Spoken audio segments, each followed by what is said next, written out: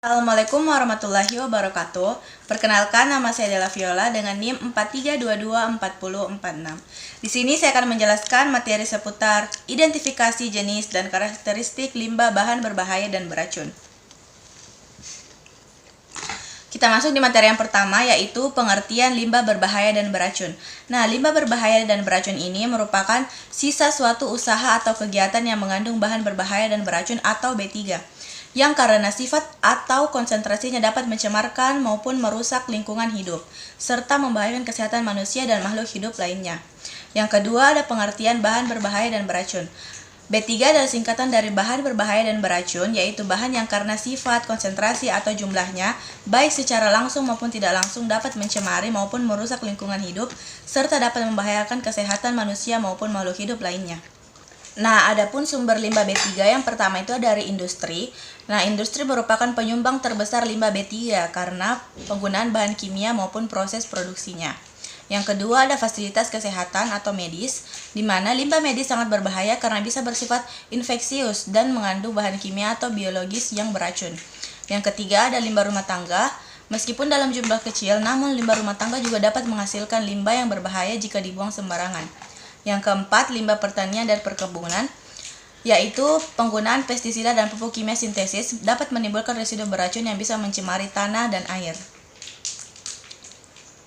Selanjutnya yaitu ada limbah transportasi dan otomotif. Aktivitas kendaraan dan bengkel menghasilkan limbah cair dan padat yang berbahaya. Yang terakhir adalah laboratorium dan pendidikan.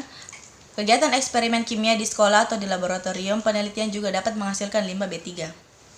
Sifat-sifat B3 yang pertama itu mudah meledak atau eksplosif, yang kedua mudah terbakar atau flammable, yang ketiga reaktif, yang keempat beracun atau toksik, yang kelima korosif, dan yang terakhir iritan.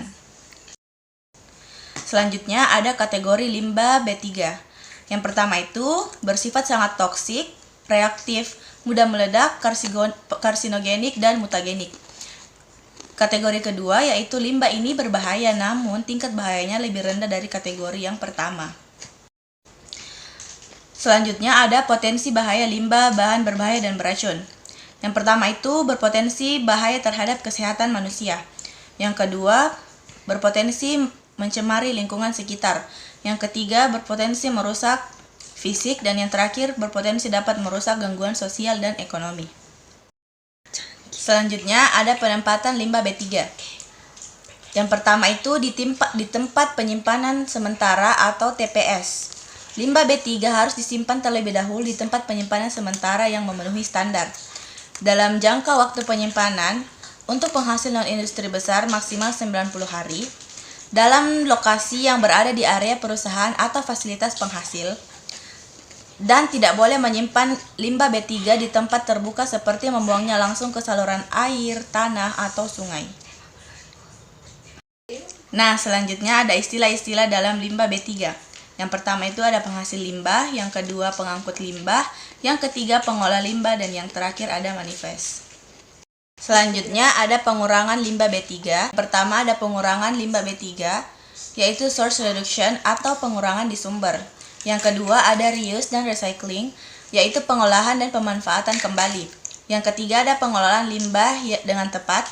Yang keempat penggunaan teknologi ramah lingkungan, dan yang terakhir dapat dilakukan edukasi dan pelatihan.